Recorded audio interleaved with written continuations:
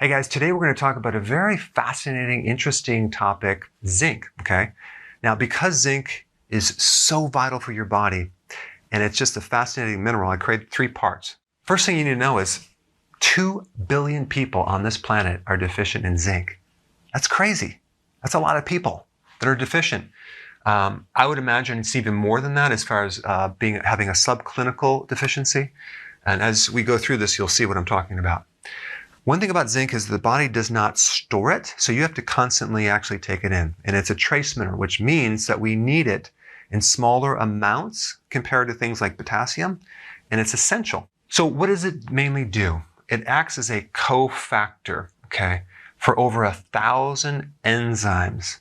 So you have all these chemical reactions going on at the cellular level with DNA turning into RNA, which is the kind of the blueprints turning into the copy of those blueprints, and the transcription and the interpretation and all that, and the building of proteins all needs zinc. So the enzymes are those things in the body that do all the work, and they need certain minerals to accomplish their job.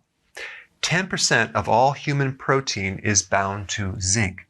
It's a vital, vital nutrient. It's the most common deficiency in crops. So I want to read something here.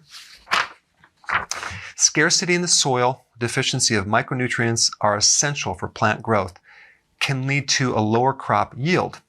During the past decade, soil micronutrient deficiencies have been ascertained primarily for zinc, to a lesser extent, boron and molybdenum. Soil deficiencies of zinc are widespread in Asia.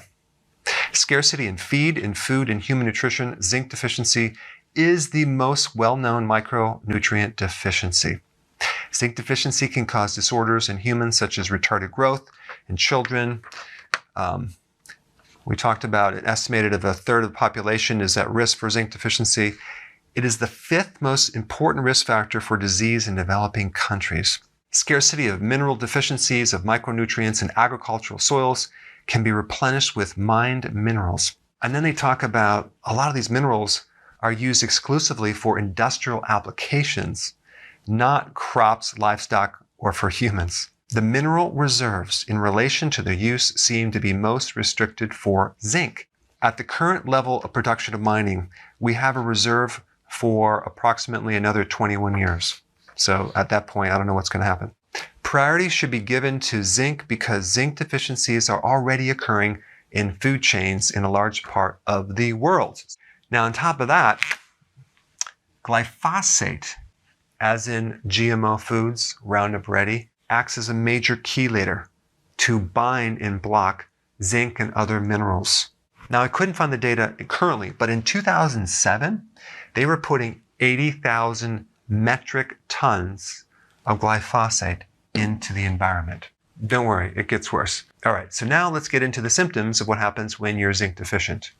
Growth retardation, okay? So if you're pregnant, if you're breastfeeding, make sure that you're taking the trace minerals, including zinc, to maximize growth of that child. Loss of taste and or smell, a lowered immune system, which we'll get into in the next video.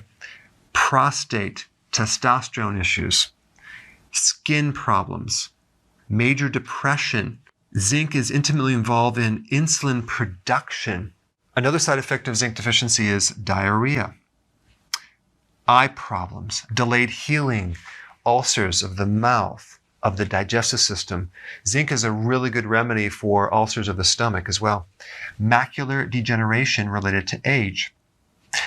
Inflammation in general. Zinc is a natural anti-inflammatory, and it's a very powerful antioxidant as well. And I'm going to talk about some of these other things in more detail in the next couple of videos.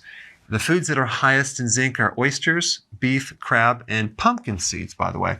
Now, there's other things that will decrease your absorption of zinc. If you had a gastric bypass surgery, if you had any type of digestive damage like IBS, Crohn's, diverticulitis, you've had a lot of antibiotics that can create a problem, liver disease, cirrhosis, things like that.